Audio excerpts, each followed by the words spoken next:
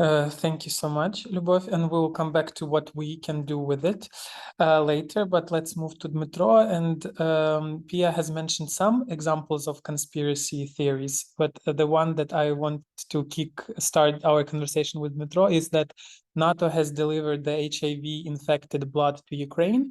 Actually, this myth was debunked with the help of Osavul, the company that Dmytro has started. So basically, my question would be for you, Dmytro, to briefly introduce Osavul, because I'm not sure if everyone is familiar with the technology behind it, how it works. So that would be very briefly the first question. And the second one, I know that you are very invested in pre-bunking the narratives. So meaning to combat them even before they spread widely. And that's the approach on which you work together with the Ukrainian government.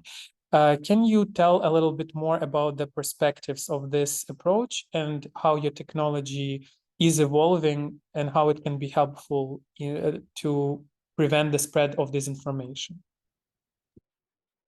Yeah, thank you for the question. Happy to be here and share our perspective and be a technologist here, which by itself is an interesting position to be at, because technology people are generally more playing on the evil side, unfortunately, in everything that's happening. And I think it's super important to involve people who understand tech to work on the defense side as well. And that's something that we are trying to do at Osavul. We started with a full-scale invasion, and we started to build a platform that helps governments, NGOs, and companies to better understand the information environment, detect threats early on. And when I say threats, we look a bit broader to this topic, not necessarily disinformation, but things that might be harmful, like bad narratives, coordinated attacks, things that can provoke some kinetic action, like let's say riots in DC or something else, or something that has this potential to bring people together offline, and more. And we work with people who are responsible for information security, many organizations in Ukrainian government who do that. Referring to the case that you mentioned, HIV, one of the cases, pretty typical, I would say.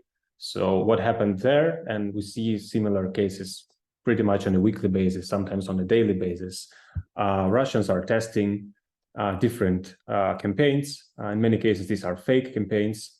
In that particular case, it was a cyber-enabled fake campaign. So they claim that they managed to access data storage and get a document leaked, which was not true.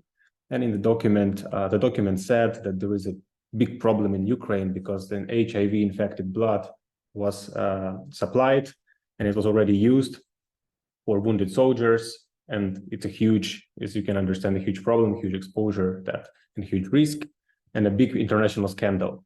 The good news, though, is that the narrative was only being tested on a small scale in a bunch of smaller Telegram channels on the Russian side.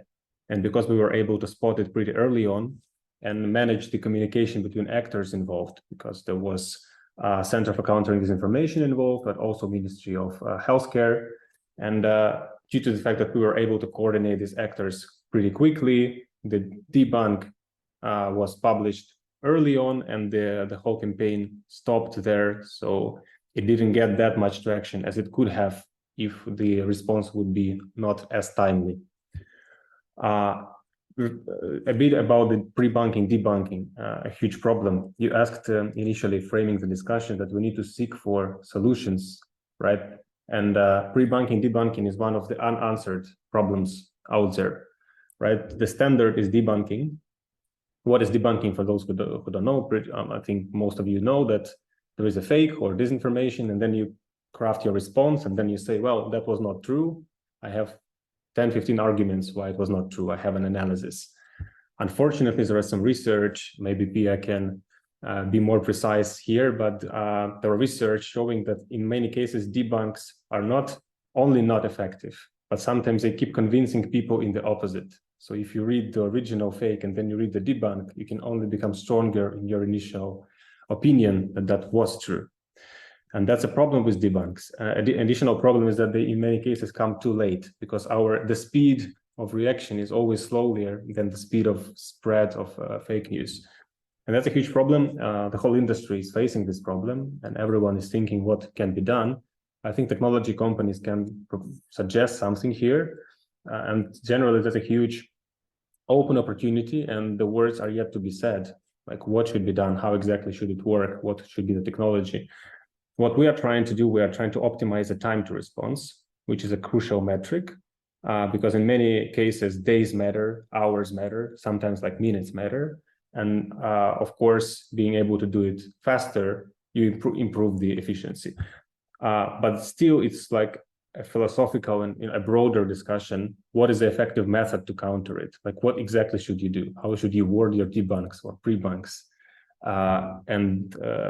I'm pretty sure that the collaboration of academia and tech should give birth to something smart here.